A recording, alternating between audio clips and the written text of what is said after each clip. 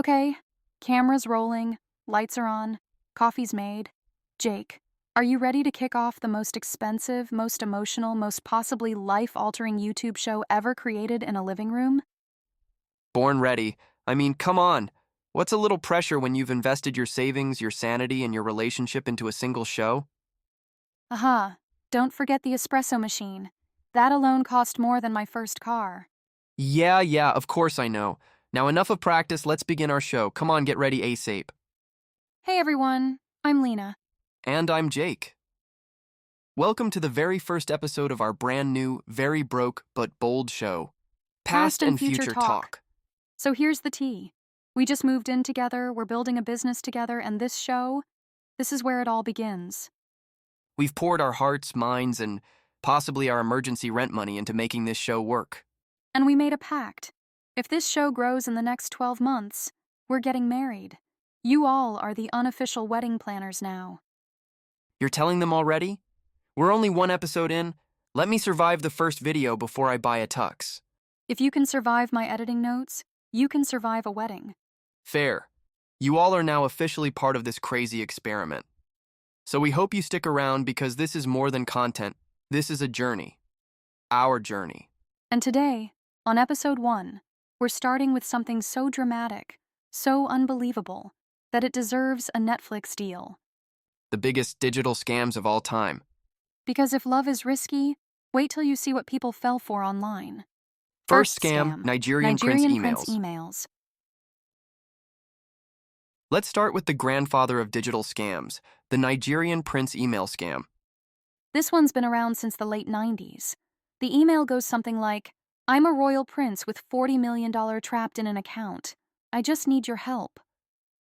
And your bank details and your soul. These are silent. Sounds like me when I asked you to move in. At least you offered me snacks, not fake wire transfers. This scam tricked people into sending money in exchange for fake promises of a big payout. Losses worldwide in the billions. So if someone emails you with Dear One and you're not dating them, maybe don't reply. Unless it's from me, then reply instantly. I get needy. Hey Jake, what are you looking at? Don't tell me that you forgot about scam number 2. Of course not. Scam number 2. One coin. The crypto mirage. Today we make history, not because of where we are, but because of where we're going. You've heard of Bitcoin. You've heard of Ethereum. But let me tell you something. Those were just prototypes. This is the final version. OneCoin is not just the future of money, it's the future of freedom. Banks laughed at Bitcoin. Now they're scared of it. They'll laugh at OneCoin too, until we own them. I am not just building a cryptocurrency. I am building a financial revolution for the people who never had access to Wall Street, for the mothers, the taxi drivers, the teachers, the dreamers. Okay, so you saw the video footage which takes us back to 2014. This was a show, literally. Dr. Ruja Ignatova enters in 2014 like a crypto queen, promising OneCoin would be the Bitcoin killer. Except it had no blockchain, no coin, nothing, just hype, smoke, and sparkles. Kind of like your first pancake attempt. They were creatively shaped. Okay, sorry. How about I make it up to you tonight? Dinner, anywhere you want. Even that overpriced sushi place where they serve food on tiny leaves like it's the Stone Age. And a movie, your pick. No complaints, even if it's 3 hours of sad horses in slow motion. With popcorn? Yes, extra butter, and I'll hold your hand even during the previews. Fine. But next time you interrupt me on camera, I'm making you do the dishes for a week. Back to the point. She had the crowd like it was a Beyoncé concert and a TED Talk had a baby. She didn't talk tech.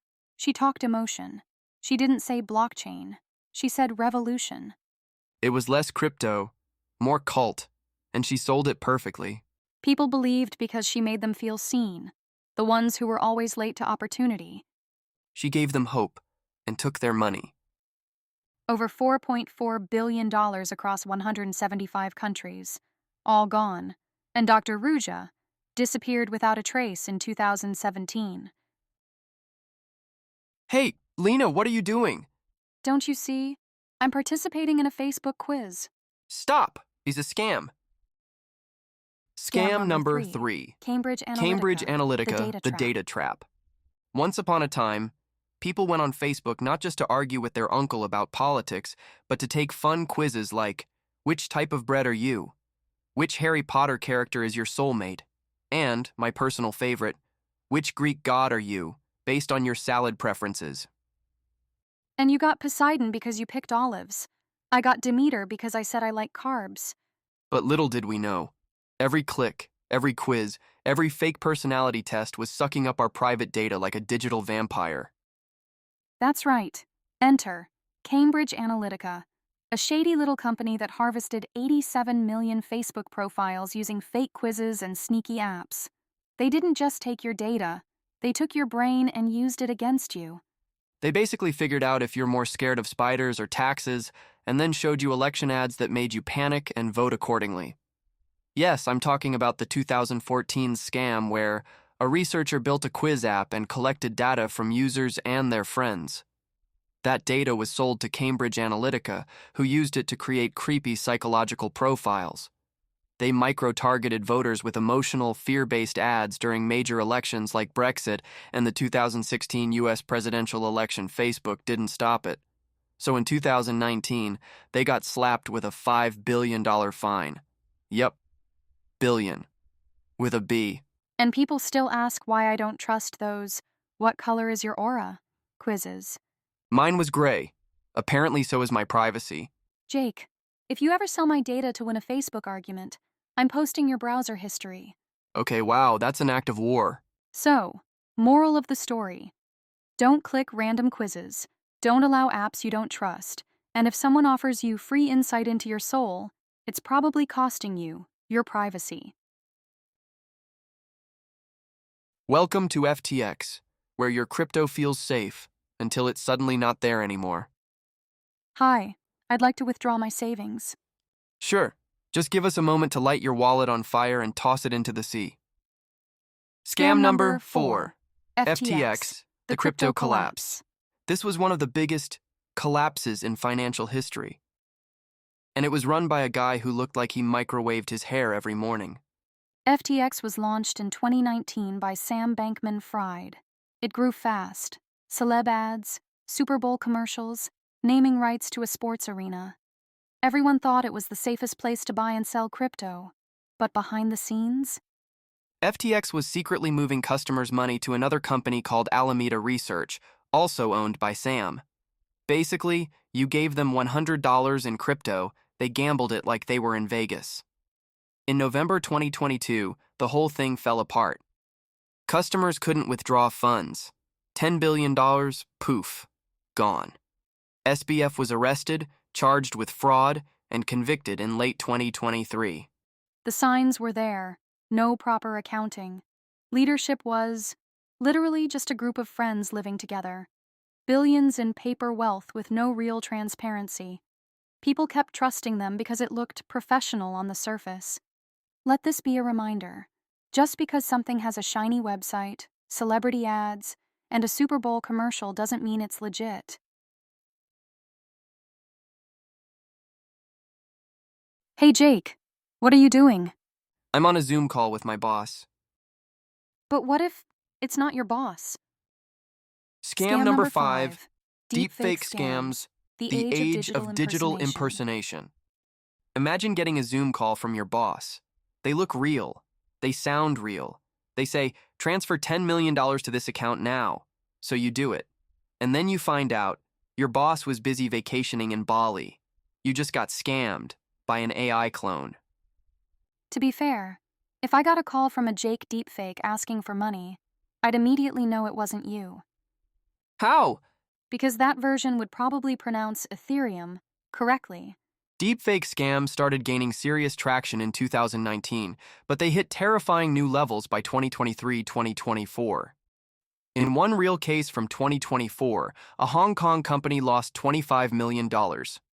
A scammer used deepfake video and voice AI to impersonate the company's CFO on a video call. Other employees on the call were AI-generated too.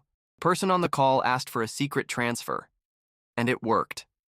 Deepfakes are now being used to fake celebrity endorsements, parents' voices, and even romantic partners asking for help. AI has officially gone from make me sound like Morgan Freeman to make me rob my coworkers. Like, imagine getting a video from your grandma asking for Bitcoin. My sweet child, I need 0.7 Bitcoin to fix my knitting machine. Please act fast. That's when you know the robots are winning. How to not get tricked. If someone asks for money, even if it looks or sounds like your mom, boss, or boyfriend, double check it. Use a safe word, code phrase, or just call them back separately. Don't trust random video calls, especially if they're urgent and you're told to keep it secret. Jake, if an AI ever deepfakes me and tells you to send $5,000 to a spa in Paris, what would you do? I'd say, make it $10,000. She deserves the deluxe package. Then immediately call the real you to confirm. You're lucky I'm real, and that I only scam you emotionally. And that's a wrap on our first episode. We survived scams, deepfakes, and Jake's terrible crypto jokes. Hey, my jokes are an investment. They might pay off in 5 to 10 years. Or a crash like FTX? But seriously, if you liked hanging out with us, hit that subscribe button, drop your weirdest scam story in the comments, and tell your grandma to stop wiring money to Prince Dave. Next week, we will dive into a whole new mess from the past or the future. Spoiler alert, Jake will still owe me dinner. And Leena will still correct my facts and my life choices. See you in few days, unless Jake clicks a pop-up and deletes our whole show.